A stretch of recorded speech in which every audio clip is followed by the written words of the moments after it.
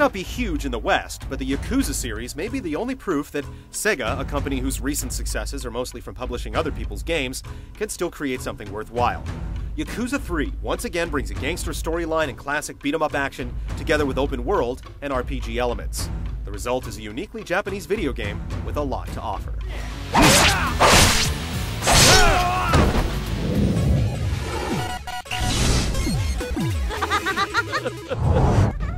兄貴、どうしたんだ？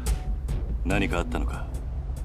You may not have heard of him, but Kazuma Kiryu is one of the toughest dudes in video games today. Whether it's a personal beef, a power struggle between gangs, or an international conspiracy, odds are he can put things right with his fists. Despite being affiliated with a criminal organization, Kazuma is definitely one of the good guys. Players new to the series may be surprised to find him running an orphanage from the very start of the game, but you soon find out that this guy deals out life lessons and savage beatings in more or less equal measure.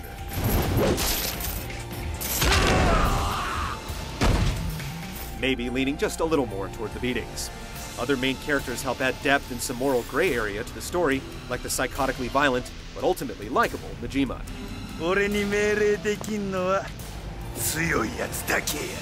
The plot goes for a bit of everything, with scenes that range from heartwarming to melodramatic to hard-edged. It's a bit of a weird mix, but the longer you're immersed in its world, the more engaging it gets. You'll occasionally have to digest an encyclopedia's worth of exposition at once, but you'll also get the chance to get to know the large cast of characters, which ultimately makes it worth your while to see the game through to the end.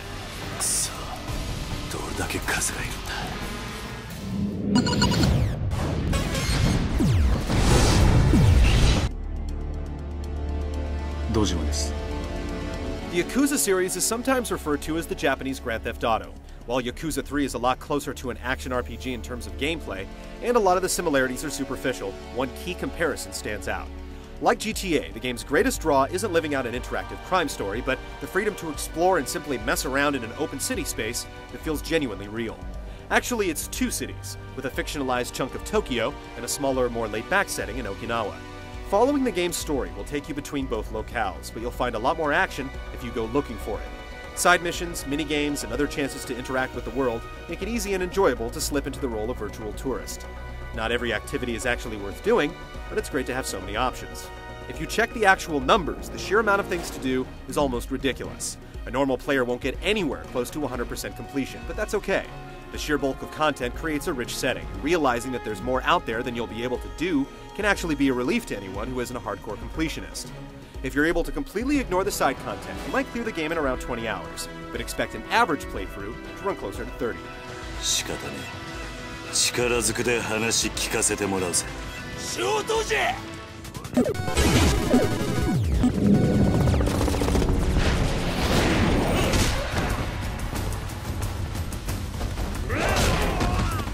In densely populated urban centers, it just doesn't make much sense to drive a car.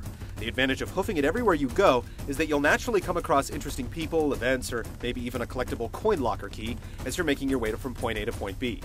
The downside is that something about the main character sets off every street punk and gang member he comes across. It's essentially the action equivalent of random encounters.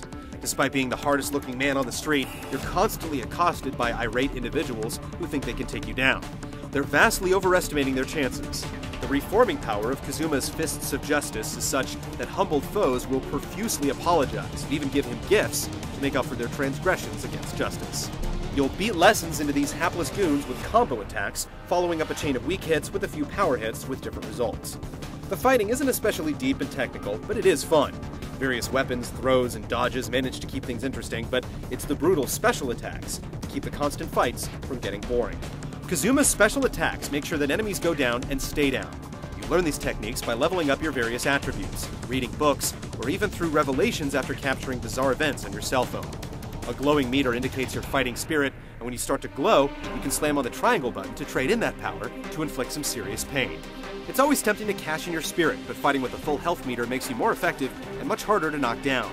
So, deciding when to hold it and when to go all out with the finishing attack becomes an interesting and important decision, particularly when you're going toe-to-toe with boss characters that actually pose a threat.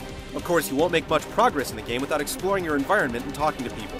Initiating a conversation will often lead to more fighting, but at certain points in the game, you'll find yourself running around like a message boy in order to get the plot moving. Things drag from time to time, but if you suffer through the talking heads and copious orphan drama, you'll always be rewarded with a more interesting development. あ？どういうことや？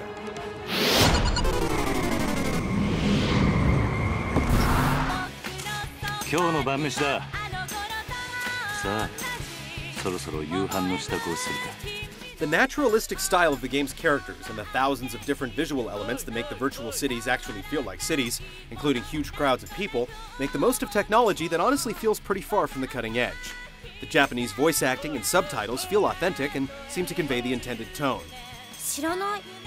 シロ、あんた今日学校から一緒に帰ってこなかった？ Environmental sounds do their part to bring the city to life, appropriate mood music accompanies cinematic moments, and guitar rock provides a bridge into action scenes.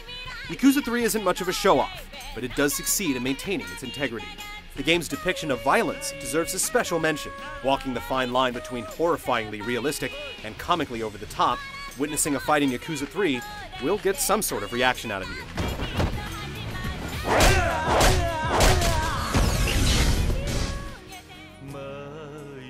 Yakuza 3 brings together enough different gameplay styles that it's more or less pointless to assign it to one particular genre.